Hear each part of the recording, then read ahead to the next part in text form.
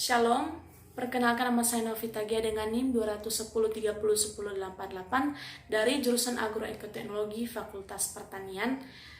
Pada saat ini saya akan memaparkan materi tentang konsep manusia. Sebelum itu, mari kita berdoa. Terima kasih Tuhan Yesus yang baik buat segala anugerah dalam kehidupan kami. Kami bersyukur untuk itu Tuhan. Kau berkatilah kami Tuhan, baik saya yang memaparkan materi dan juga orang-orang yang melihat dan mendengar video ini, supaya Tuhan kami bisa mengerti apa yang Tuhan mau dalam kehidupan kami. Terima kasih Tuhan Yesus yang baik, haleluya, amin. Baik, konsep manusia dibagi terdiri atas dua. Yang pertama adalah manusia menurut Alkitab dan manusia menurut pandangan lain atau non-Alkitab. Pertama, manusia menurut Alkitab. Pada Kejadian pasal 1 sampai dengan 3, konsep manusia ini disebutkan sebagai suatu kesaksian iman. Kenapa? Karena yang pertama adalah ditulis berdasarkan konsep atau budaya yang masa penulisannya sebagai sarananya.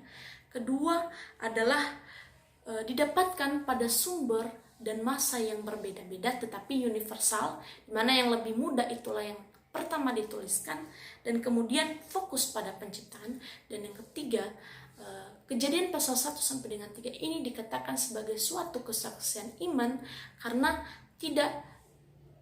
bukan merupakan suatu laporan ilmiah atau tidak didasarkan pada pengetahuan modern saat ini seperti fisika, kimia, dan biologi dan lain-lain. Kejadian pasal 1 sampai dengan 3 ini dikatakan sebagai kesaksian iman karena para penulis waktu itu mendapatkan kisah ini bukan dilihat secara langsung atau dialaminya secara langsung, tidak. Tetapi kisah ini timbul dari iman dan kepercayaan oleh para penulis. Kemudian konsep manusia menurut Alkitab kedua adalah dikatakan manusia segambar dan serupa dengan Allah, yang diistilahkan dengan Selem dan Demov. Selem ini adalah segambar dan Demov ini adalah serupa. Manusia segambar dan serupa dengan Allah ini, yaitu manusia diciptakan Tuhan dengan memiliki kesamaan karakteristik seperti akal budi, sifat-sifat Allah ada juga pada sifat-sifat manusia. Dan kemudian adalah manusia diciptakan menurut gambaran Allah. Jadi fisik kita ini adalah gambaran Allah. Kemudian manusia segambar dan serupa dengan Allah ini bukan hanya terdapat pada Kejadian pasal 1 ayat 26 sampai 28, tetapi didukung oleh Amsal pasal 8 ayat 6, di mana dikatakan di situ Allah yang menciptakan manusia itu sama persis dengan dirinya. Jadi bisa dikatakan adalah manusia segambar dan serupa dengan Allah atau sama dengan Allah. Kemudian kesegambaran dan keserupaan manusia dengan Allah, kesegambaran dan keserupaan dengan Allah ini bukan hanya ditujukan pada laki-laki atau perempuan saja, tetapi kesegambaran dan keserupaan dengan Allah ini ditujukan kepada manusia, terdiri dari laki-laki dan perempuan.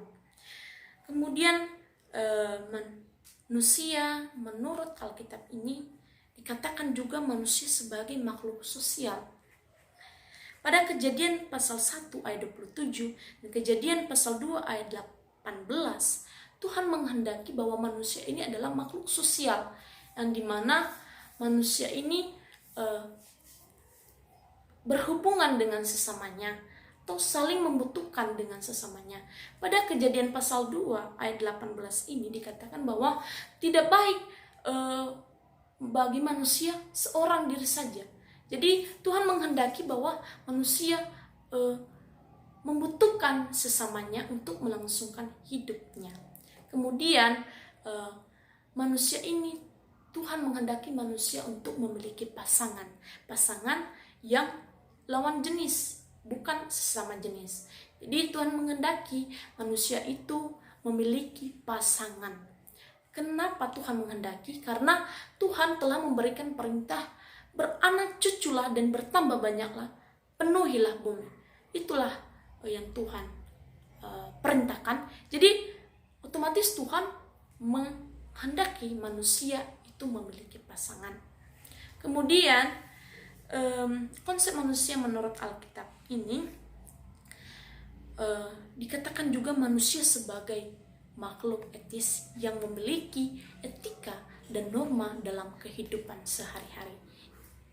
Kemudian konsep yang kedua adalah manusia menurut pandangan lain.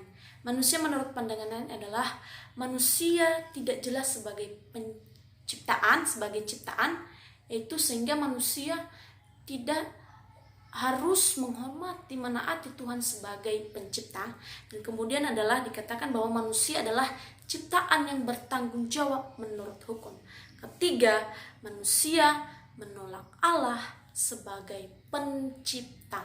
Jadi Allah itu bukan sebagai pencipta menurut mereka. Jadi menurut pandangan lain ini adalah Allah bukanlah pencipta manusia. Jadi manusia bukan diciptakan oleh Allah. Mereka menolak itu. Demikianlah manusia menurut dua konsep ini, yaitu manusia menurut Alkitab dan manusia menurut pandangan lain atau non-Alkitab. Kemudian menurut saya secara pribadi, saya percaya bahwa manusia adalah ciptaan Tuhan yang segambar dan serupa dengan Tuhan. Manusia ini diciptakan segambar dan serupa dengan Tuhan dan diistimewakan Tuhan, yaitu memiliki akal budi yang berbeda dengan ciptaan-ciptaan yang lainnya. Demikianlah penjelasan saya tentang konsep manusia. Semoga bermanfaat dan kita bisa mengerti. Terima kasih. Mari kita berdoa.